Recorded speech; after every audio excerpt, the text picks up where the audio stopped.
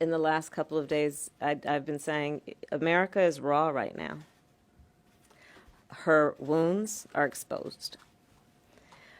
The reality of it is that the life of a black person in America, historically, and even most recently with Mr. Floyd, has never been treated as fully human. And it is time that we come to terms with the fact that America has never fully addressed the systemic racism that has existed in our country. That's just a fact. And so the people protesting on the street are protesting, understanding that we have yet to fulfill that promise of equal justice under the law. And there is a pain that is present, that is being expressed in their constitutional right to march and to shout. Like Senator Booker, I am a child of parents who marched and shouted in the civil rights movement in the 1960s. I would not be here as only the second black woman elected to the United States Senate were it not for those folks who marched and shouted for justice. I would literally not be here were it not for those folks who took to the streets. My parents had their stories of how the police were turned on the marchers, but they still marched. And it was their march that laid the path for me to be here today, to speak at this moment, and to speak to this moment. And as a former prosecutor, a profession I chose because I also, growing up the way I did, knew how law enforcement had a long history of enforcing laws indiscriminately and often based on race and racism. That's why I chose to become a prosecutor.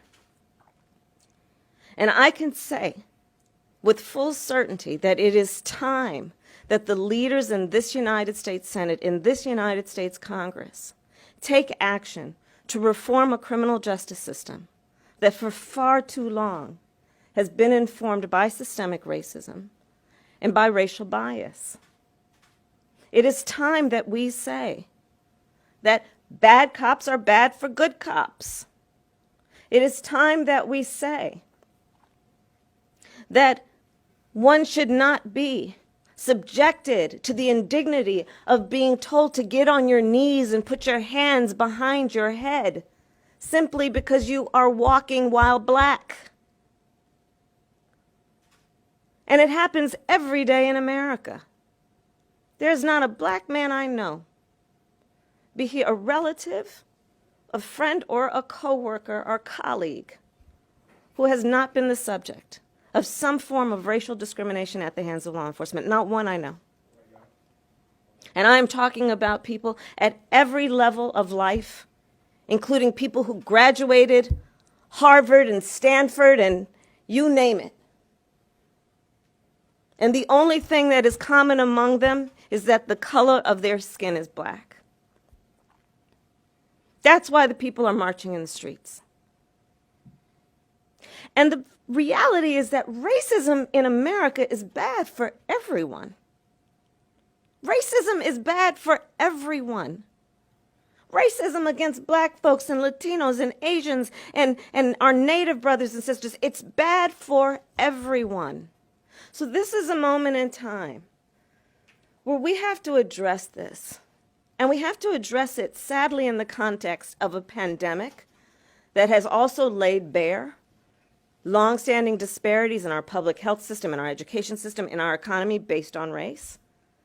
This is happening at a moment in time where we have a so-called commander-in-chief who also has the title of President of the United States, who I promise you will never speak the words Black Lives Matter.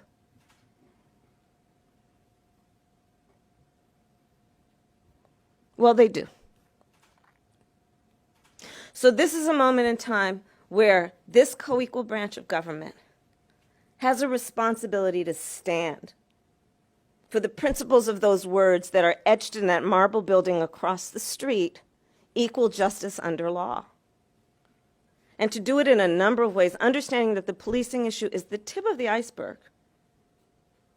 It is underneath it is also these issues of longstanding racial disparities based on housing, based on education, based on public health.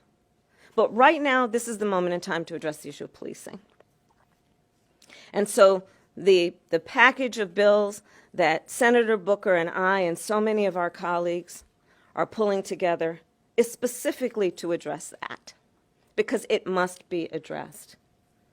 It is a pervasive issue, and it's 30 years after Rodney King. And the chants and the marches and the songs are about the same issue that we were marching for back when my parents did in the 60s and when we did after Rodney King 30 years ago. So now is the time to act. Leader Schumer, I thank you for your leadership of our caucus and your leadership as a great American leader on an issue that has too long plagued us and that we have the power to address. Thank you.